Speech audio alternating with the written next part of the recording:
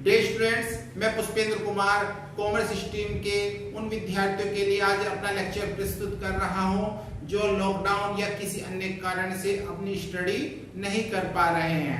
मुझे आशा है कि वो मेरे लेक्चर से कम समय में मैक्सिमम नॉलेज ले सकेंगे। आज मैं ब्रांच अकाउंट पर अपना लेक्चर प्रस्तुत कर रहा हूं। जैसे समय के साथ साथ हमारे देश में कम्युनिकेशन और ट्रांसपोर्टेशन के साधन बढ़ते जा रहे हैं, जिसके साथ साथ हमारी इकोनॉमी ग्रोथ कर रही है। इकोनॉमी के ग्रोथ करने के साथ साथ हमारा बिजनेस पे लोकल से नेशनल से इंटरनेशनल लेवल पर पहुंच गया है, जिसके लिए हमें जगह जगह अपनी बिजनेस यूनिट स्थापित करनी पड़ रही है। इन बिजनेस यूनिट को ही हम लोग ब्रांच कहते हैं। जिस स्थान से इन बिजनेस यूनिट्स को कंट्रोल किया जाता है उस स्थान को हम हेड ऑफिस कहते हैं। इस चैप्टर के अंतर्गत हम लोग ये सीखने जा रहे हैं कि किस प्रकार से हेड ऑफिस ब्रांच का लेखा जोखा मेंटेन करता है। अकाउंट ऑफ व्यू के हिसाब से हम लोग ब्रांच को 3 कैटेगरी में बांटते हैं।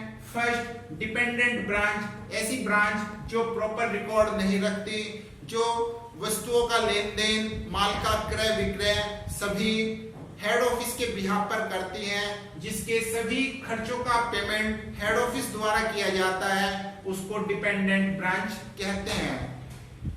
सेकंड, इंडिपेंडेंट ब्रांच, ऐसी ब्रांच जिसको माल के खरीदने, बेचने और सारे खर्चे करने का अधिकार प्राप्त होता है, उनको इंडिपेंडेंट ब्रांच कहते हैं। थर्ड, फॉरेन ब्रांच, ऐसी ब्रांच जिसका हेड ऑफिस इंडिया में होता है but his branch situated in different countries, उसकी जो शाखाएं हैं वो दूसरे देशों में होती हैं, उसको फॉरेन ब्रांच कहते हैं। सबसे पहले हम लोग सीखने जा रहे हैं कि डिपेंडेंट ब्रांच के अकाउंट मेंटेन करने के लिए हेड ऑफिस किस प्रकार से अपने लेखे जोखे रखता है।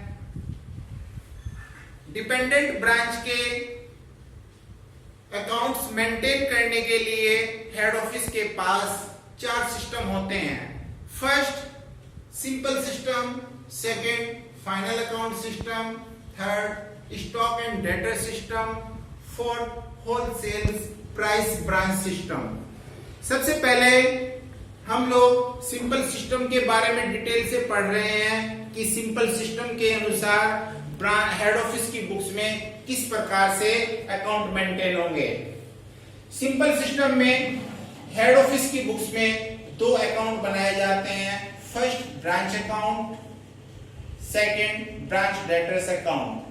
ब्रांच डेटर्स अकाउंट केवल तभी बनाया जाता है यदि ब्रांच के हेड ऑफिस के पास ओपनिंग डेटर्स, क्लोजिंग डेटर्स या कैश रिसीव्ड फ्रॉम डेटर्स में से कोई सूचना मौजूद नहीं है, यानी कि इनमें से किसी एक के बारे में इंफॉर्मेशन मिसिंग है। ब्रांच अकाउंट बनाने का एक निश्चित फॉर्मेट होता है। इस फॉर्मेट के अकॉर्डिंग हम ब्रांच का प्रॉफिट एंड लॉस कैलकुलेट करते हैं। ब्रांच अकाउंट के डेबिट में सबसे पहले हम ब्रांच के पास जो वर्ष के प्रारंभ में एसेट्स मौजूद होती हैं उनका बैलेंस शो करते हैं। To balance BD, opening stock, opening debtors, opening petty cash. To goods send to branch, जो माल हेड ऑफिस द्वारा ब्रांच को बिक्री होने के लिए दिया जाता है उसको गुड्स सेंड टू ब्रांच के नाम से शो करते हैं। टू कैश या बैंक अकाउंट, हेड ऑफिस द्वारा ब्रांच के जितने भी खर्चे होते हैं उनका पेमेंट हेड ऑफिस द्वारा किया जाता है और उन खर्चों को यहाँ पर डेबिट साइड में शो करते हैं, जैसे salary, rent, other expenses.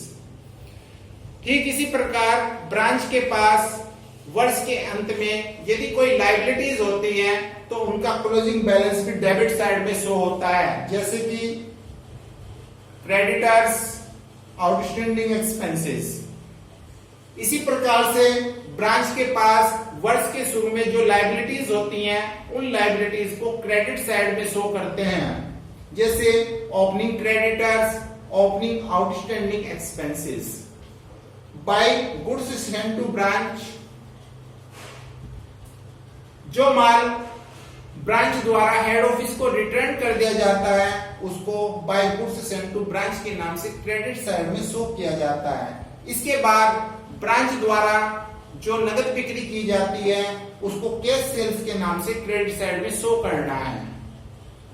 Bye cash received from debtors, इसके बाद वर्ष के एंड में ब्रांच के बाद जो एसेट्स अवेलेबल हैं उनका क्लोजिंग बैलेंस क्रेडिट साइड में शो होगा, जैसे closing stock, closing debtors, closing पेटी कैश। ये सब लिखने के बाद हम ब्रांच अकाउंट के डेबिट और क्रेडिट साइड का टोटल कर लेंगे। यदि क्रेडिट साइड डेबिट की अपेक्षा ज्यादा होती है तो उनका डिफरेंस प्रॉफिट कहलाता है और उसको जर्नल प्रॉफिट एंड लॉस के नाम से डेबिट साइड में शो करेंगे। इसके अपोजिट यदि डेबिट साइड क्रेडिट की अपेक्षा ज्यादा होगी तो उसको जर्नल प्रॉफिट एंड लॉस के नाम से लॉस को क्रेडिट में शो करेंगे। जैसे कि अभी थोड़ी देर पहले बताया है कि यदि ब्रांच के पास opening debtors, closing debtors, cash received from debtors में से किसी एक इंफॉर्मेशन की मिसिंग है तो उसको कैलकुलेट करने के लिए इस फॉर्मेट के अनुसार हम उसको कैलकुलेट कर लेते हैं। जैसे डेबिट साइड में to opening debtors, to credit sales, to dishonour of BR, and credit side में by BR, by discount, by bad debts, by goods return by customer, by allowances, by cash received और by balance sheet यानी कि closing debtors. Branch debtor account के माध्यम से उस information को हम कैलकुलेट कर लेते हैं जो अननोन थी। डियर स्टूडेंट्स, यदि आज का लेक्चर आपको मेरा पसंद आए तो दिए गए चैनल को सब्सक्राइब करें, बेल आइकन को दबाएं और कमेंट बॉक्स में कमेंट करना न भूलें। धन्यवाद।